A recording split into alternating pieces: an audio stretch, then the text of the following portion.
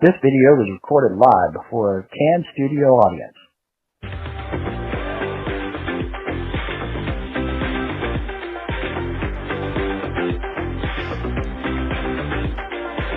It's Friday Night Movie Reviews, and here they are, Chris and Keith. Hi. Hey, Hi, my name is Keith, I'm Chris. and this is Friday Night Movie Reviews. Thank you for joining us tonight.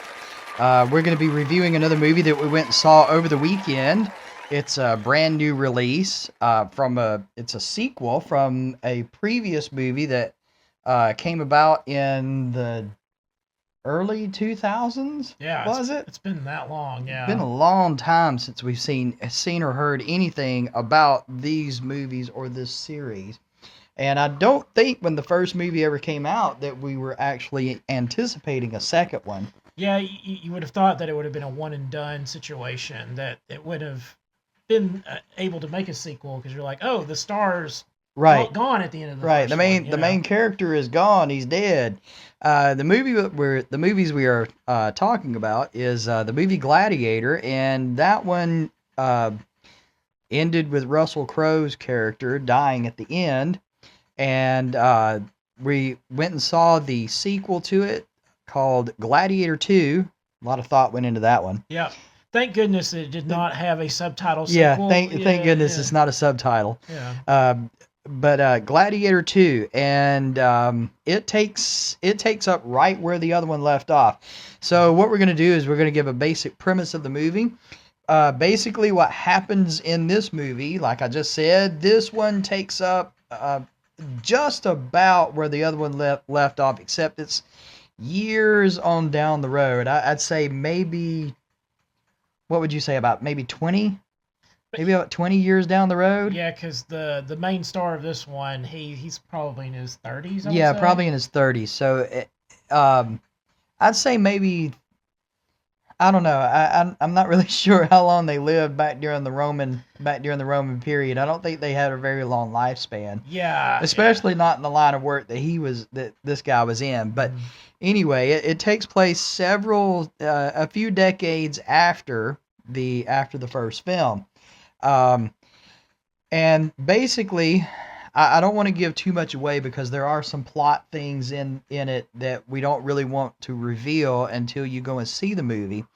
But basically, this one is kind of around the fall of the Roman Empire. Yep. You have two emperors that have come into power, and they're basically,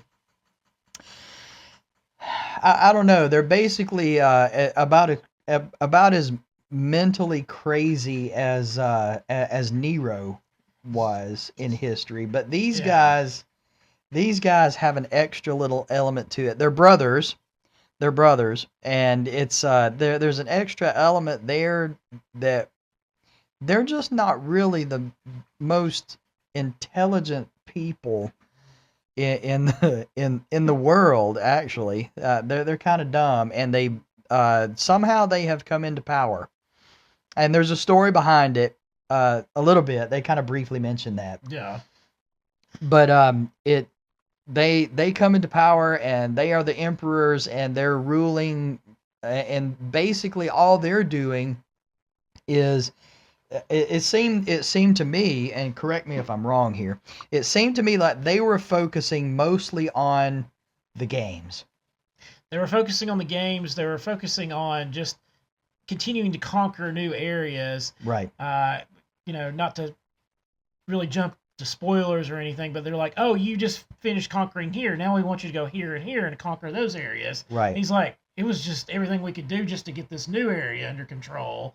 Right. Like, you're asking a bit much, and you don't understand how warfare and resources work or any of that kind of stuff. But he couldn't voice that because they're the emperors. Right. Right. Of and- course, they themselves are focusing mostly on the pleasures of life, of being an emperor, and watching these gladiator games and less that on kind of actual thing. ruling. And less on the ruling the people and that kind of thing. And it's just basically you go off and fight in these other places and take over these areas, and we'll sit and watch these gladiator games. Yeah, the older, the less crazy of the two brothers. He played Eddie in season 4 of Stranger Things. That's where most people are going to know him from. He has been in other things too. Joseph Quinn is his real name, and he does a good job playing the older of the two twins. You know, he's definitely you can just tell that they're not all the way there. Right. And of course you have Pedro Pascal in the film. He's playing a famous Roman. I guess general, basically what the equivalent of a general would be in their times. And then you have the main star, Paul Mescal, who's the guy who gets trapped into becoming a gladiator, but we can't give away too much about his background or anything else because those are major plot points in the film. Major plot lines there along with that character. So and with the character of the general as well. So we really listen. We really can't talk too much about it without giving things away and without spoiling a lot of stuff. So there was as far as language goes, I really didn't notice any language in this whatsoever. I mean, I think we walked out of the theater and we were both commenting about how we didn't notice any foul language at all. Yeah, and you would think that there would be in this type of movie, but there just wasn't. This movie's simply rated R, I think, just for the violence. Yeah, for the violence. And there is a lot of violence. I know there's been like conflicting movie reviews where they've been talking about, oh, there's not much fighting in this and all that. I can go ahead and with full certainty and tell you there is lots of violence, a lot of fighting in this movie. Oh, I mean, it's called Gladiator. Yeah, if it did, you can't have gladiators without having violence. I mean, what are they going to do? Sit and play tiddlywinks? I mean, that's kind of dumb.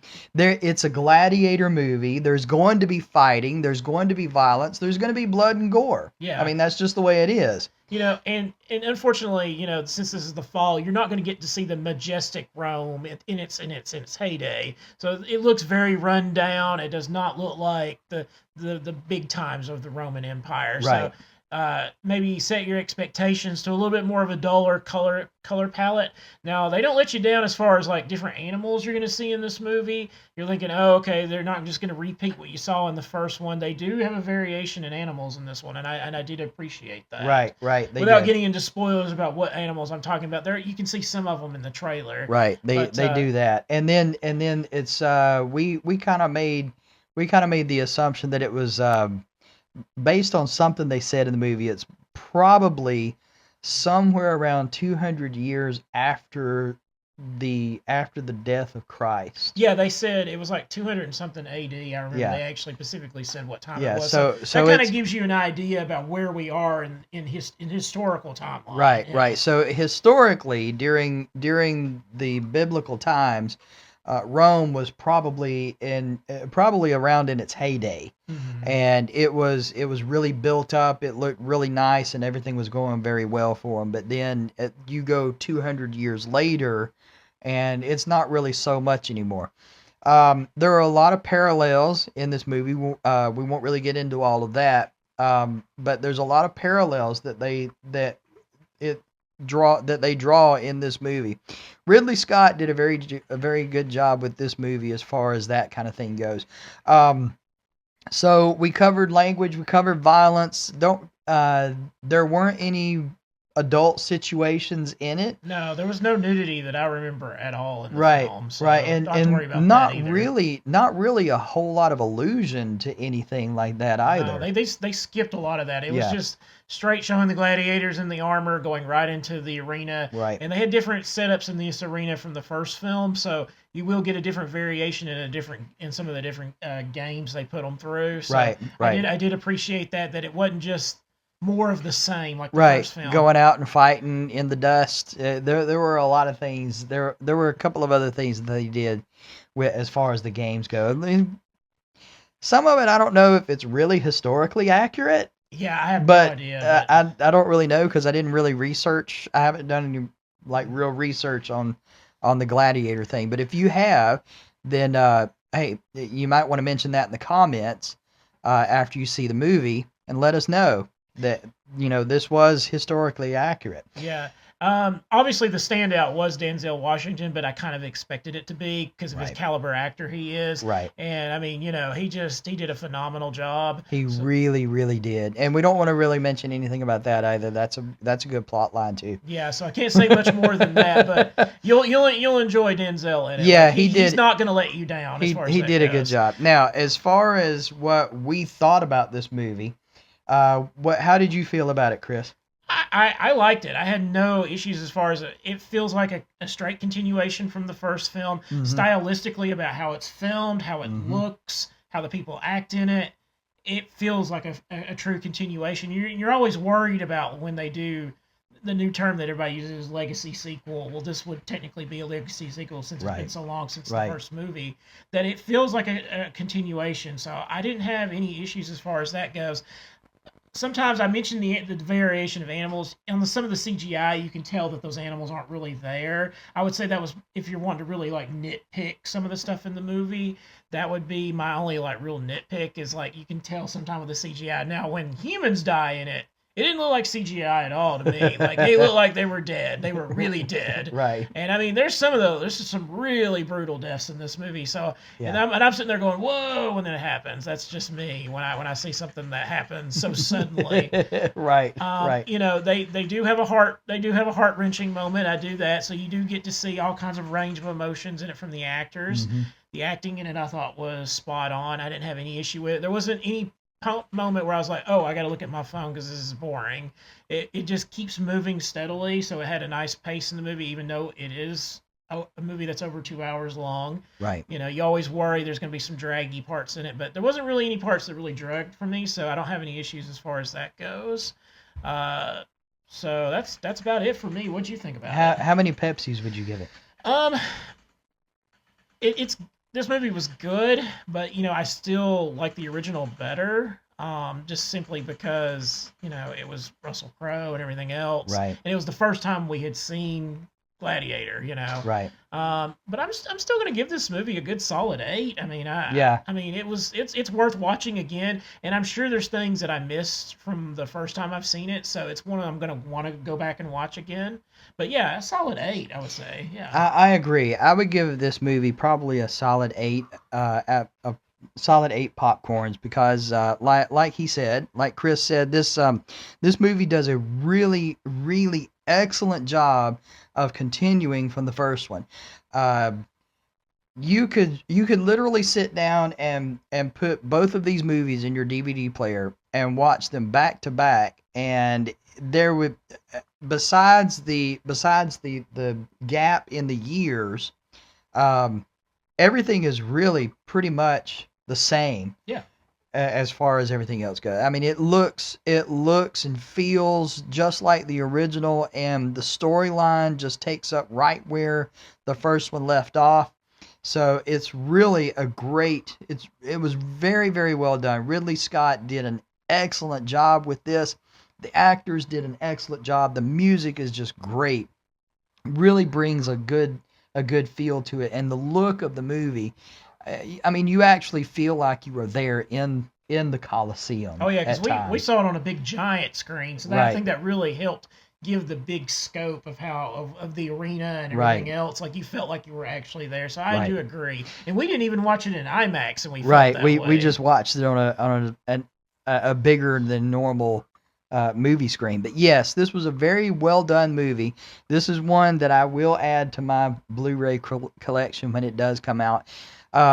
So yes, this movie is definitely, was it worth the cash, or was it trash? This movie was definitely worth your cash. So go and see this movie, because it deserves all of the credit that you can give it, and it deserves the money that you can give to it to go and see it at the theater. It was a very well done movie. I was very, very impressed with this.